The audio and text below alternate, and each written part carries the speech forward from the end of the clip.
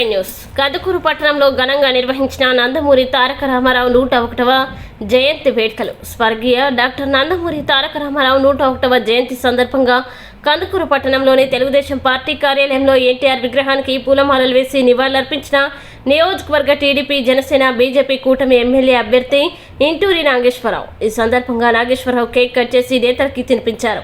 అనంతరం స్వర్గీయ ఎన్టీఆర్ గొప్పతనం గురించి, పేద ప్రజలకి చేసిన సేవల గురించి కొనియాడారు. ఈ కార్యక్రమంలో పట్టణ అధ్యక్షులు దామ మల్లేశ్వరరావు, పార్టీ సీనియర్ నాయకులు, వార్డు అధ్యక్షులు, వివిధ కమిటీల్లో సభ్యులు, కార్యకర్తలు, అభిమానులు పెద్ద సంఖ్యలో పాల్గొని ఎన్టీఆర్కి నివాళులర్పించారు.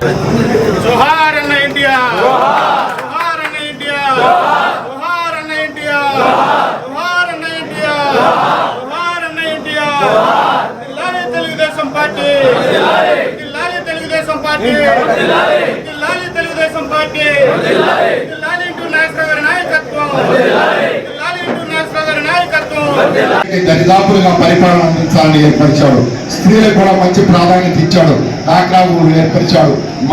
ఇంకా అందరికీ కూడా, ప్రజలందరికీ కూడా బడుగు బలహీన వర్గాలను దృష్టిలో పెట్టుకొని కూడు, గుడ్డ, గూడు కావాలని ఆ దృష్టితో ముందుకు సాగి ఆయన పరిపాలన, రామరాజ్యం, రాముడు ఎలా పరిపాలించాడో త్రేతాయుగంలో ఆ విధంగా పరిపాలించాడు. ఆ పరిపాలన ఆయన చెప్పుకోవాలంటే చెప్పుకోకపోతే ఇంకా ఎంతో ఉంటుంది అని టైం చాలు. కాబట్టి తర్వాత అలాంటి పరిపాలన మనకి స్వాధీనం చేసి మనకి పరిపాలన, మంచి పరిపాలన అందించాడు. కాబట్టి కానీ ఇప్పటి ఈ మధ్యకాలంలో కొంత మన ప్రజలు అవగాహన లోపంతో కొందరు ఇతరులు, కాంగ్రెస్ అయితేనేమో, వైఎస్ఆర్ అయితేమి, వీళ్ళు కొందరు చొరవ చేసుకుని రాష్ట్రాన్ని కొద్ది రోజులు పరిపాలించారు. కానీ ఆ పరిపాలనలో ప్రజలకు జరిగిన నష్టం ఎంతో ఉన్నది. చెప్పాలంటే బడుగు బలహీన వర్గాలను నాశనం చేశారు. ఇప్పుడు వైఎస్ఆర్సీపీ ప్రస్తుత పాలనలో ఆయన ఇసుకని అమ్ముకున్నాడంటే, ఇసుక ప్రభుత్వంలో ప్రజలలో ప్రతి ఒక్క పౌరుడికి, మనకి ప్రకృతిలో వచ్చిన సంపదపై ప్రతి ఒక్కరికి హక్కు.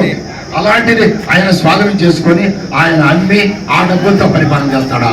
ప్రజలపైన పన్నులు భారం వేసి, మళ్ళా ఆర్టీసీ మీద ఛార్జీలు పెంచి, కరెంటు మీద ఛార్జీలు పెంచి, ఈ పన్నులన్నీ